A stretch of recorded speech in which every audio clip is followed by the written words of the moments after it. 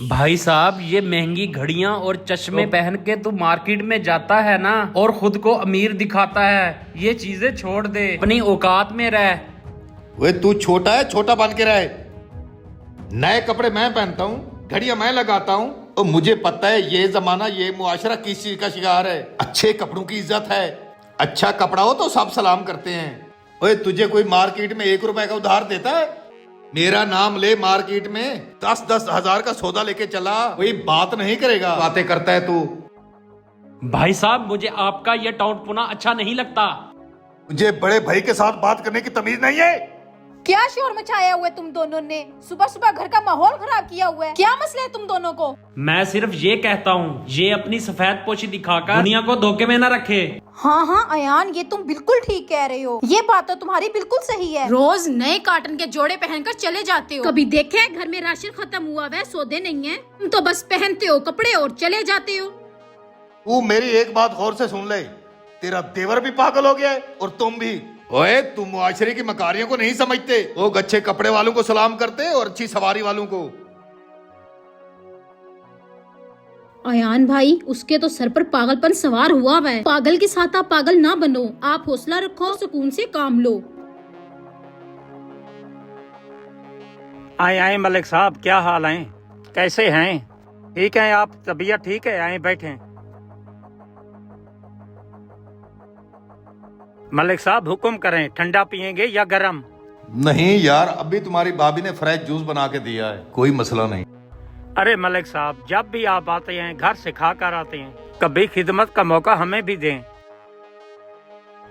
क्या बात है मलिक साहब, पूरी मार्केट वाले आपका पूछ रहे हैं, मलिक साहब नजर ही नहीं आते। आपको पता है मेरी काफी दोस्ती है, सबको 2-2 मिनट देता हूँ, टाइम भी पूरा नहीं होता, क्या करें।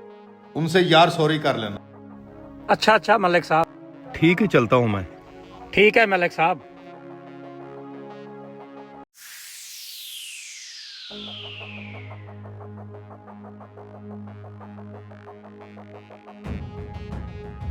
मेरा प्यारा भाई मुजम्मिल आया है। अस्सलाम वालेकुम आपी, कैसी हैं आप? अम्मी ने भेजा था कि आपका पता करके आऊं कि वो ठीक भी हैं कि नहीं, और आपसे एक जरूरी काम था। जी जी, मैं बिल्कुल ठीक हूँ भाई। आप बताएं, खैरियत तो है? अम्मी ने किस काम के लिए भेजा है?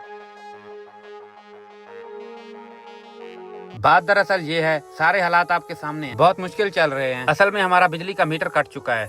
अम्मी ने भेजा है कि अपनी आपी से जाओ, कुछ पैसे लेके आओ।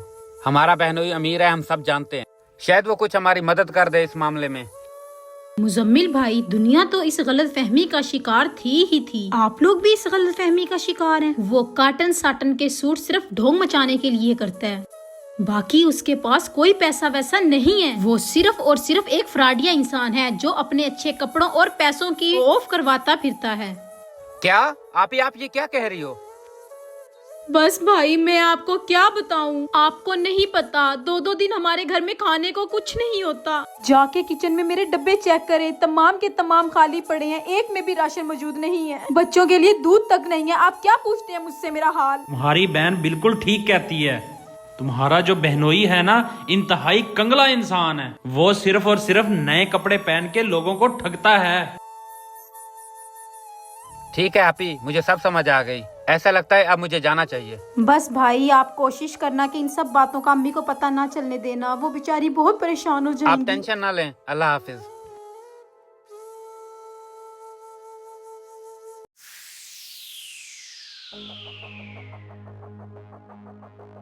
ओए, क्या फजूल काम कर रहा है तू?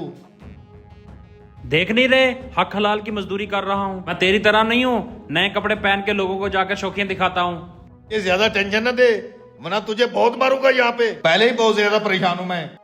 ओए, बड़ा है तो बड़ा बन के रह। ओए, कैसे हो रमजान भाई? ओ आओ मलिक साहब, बैठें।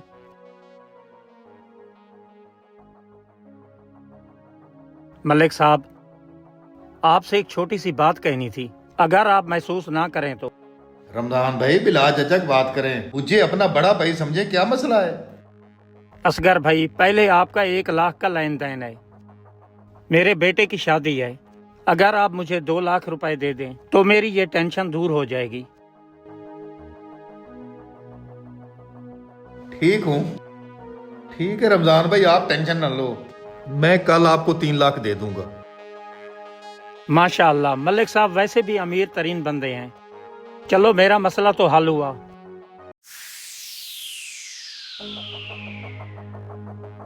ओ फातिमा कहाँ हो तुम?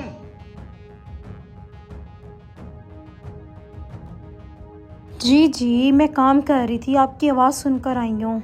तू मेरी बेगम है, मुझसे कभी पूछा है तूने कि मैं किस हालात से जिंदगी गुजार रहा हूँ? आपको ऐसा क्या हो गया? आप मुझे आज इतने ज्यादा परेशान नजर आ रहे हैं। आप मुझे कुछ बताएंगे तो मुझे पता चलेगा कि आपके साथ क्या गुजर रही है। तो तुझे क्या बताऊं, तुम लोग ठीक ही कहते थे। जो मेरा दोस्त नहीं है रमजान, उसका 1 लाख देना था मैंने। वो मेरी इज्जत करता था मेरे कपड़ों को देखकर, शायद ये अमीर बंदा है। 1 लाख कर्जा था और 2 लाख उसने वैसे मांग लिए हैं। 3 लाख मांगा है। मेरे साथ शरीक बैठे थे, मैंने हाँ कर दी। अब तू बता मैं कहां से लाऊं? देखें, मैं आपको बार बार यही बात करती थी कि आप इस मकार और फरेब की जिंदगी से बाहर आएं, अपनी जिंदगी की हकीकत का सामना करें। अब देखना, जो आपकी थोड़ी बहुत इज्जत थी 4 शरीकों में, आप वो भी अपने हाथों से गंवा बैठेंगे। मैं मुआशरे के हालात के मुताबिक चल रहा था। इसके कपड़े आजकल मैले हूं ना पुराने, उसको सलाम तक कोई नहीं करता। मैं तो समझता था शरीकों में मेरी इज्जत होगी, रिश्तेदारों में मेरी इज्जत होगी। मुझे क्या पता था मेरी बनावट से आज मुझे ये सिला मिलेगा। तो मैं बाहर मुंह दिखाने का भी नहीं रहा। देखें, मेरी बात सुने, अगर मैले कपड़े इंसान के तन पर होते हैं ना, तो वो हक हलाल की मेहनत मजदूरी की निशानदही करते हैं। हर बंदा इज्जत भी करता है। ये सिर्फ आपकी गलत फहमी थी। ये जो काटन साटन की शाही है, ये सिर्फ 2 दिन की मेहमान होती है, जो कि सिर्फ ऐसे ही आके दुनिया के सामने तमाशा बना के चली जाती है।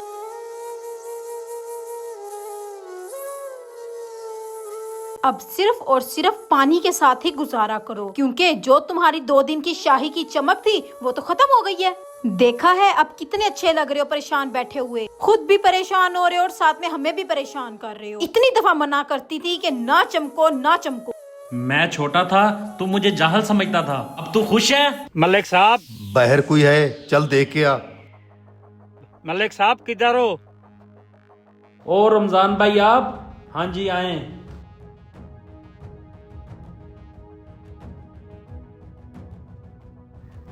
अरे वाह मलिक असगर साहब, वाह, आपने अच्छा मेरे साथ तमाशा किया। ओए, कल मेरे बेटे की शादी थी, तुमने मुझे 3 लाख रुपया देना था। ना तुमने मुझे पैसे दिए, ना तुमने मुझे शक्ल दिखाई। तुमने मेरी बर्बादी कर दी है। मेरे बेटे की शादी खराब हो गई है।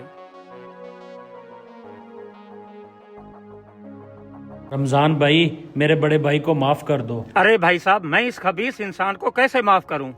मेरे बेटे की शादी खराब की है इसने। मैंने भी ताल्लुकदारों में, रिश्तेदारों में मुंह दिखाना था। भाई साहब, आपका भाई तो नमक हराम इंसान है। मैंने इसके इत्तमाद पर किसी रिश्तेदार से पैसे नहीं लिए कि ये आदमी मुझको पैसे देगा। इसको शर्म आनी चाहिए। भाई साहब, अब खामोश क्यों खड़े हो? करवा दी ना बेइज्जती। जब मैं समझाता था तब तो तुम कहते थे इन कपड़ों की इज्जत है। कहाँ गई अब तुम्हारी इज्जत? बस, आज इसमें आपके लिए बहुत बड़ी नसीहत है। हमारे बुजुर्ग बिल्कुल ठीक कहते हैं, हमेशा अपनी चादर देखकर ही पाँव फैलाने चाहिए। कभी भी हद से ज्यादा तजावज नहीं करना चाहिए, वो हमेशा आपके लिए बासे शर्मिंदगी बनता है। अब तो थोड़ी सी अकल कर लेना तुम। माफ कर दो रमजान भाई, मुझे माफ कर दो। असगर भाई खड़े हो जाएं और आप मुझसे माफी ना मांगें। बस इंसान को अपनी औकात नहीं भूलनी चाहिए। मैंने असगर भाई को माफ किया। इसने जो मेरे साथ किया है कोई बात नहीं, अल्लाह मेरी इज्जत रखेगा। भाई साहब, आपका बहुत शुक्रिया कि आपने अपना इतना बड़ा दिल करके इन्हें माफ कर दिया है। अल्लाह ताला आपके रिस्क में इजाफा अता फरमाए और मेरे खावंद को अक्ल और हिदायत अता फरमाए।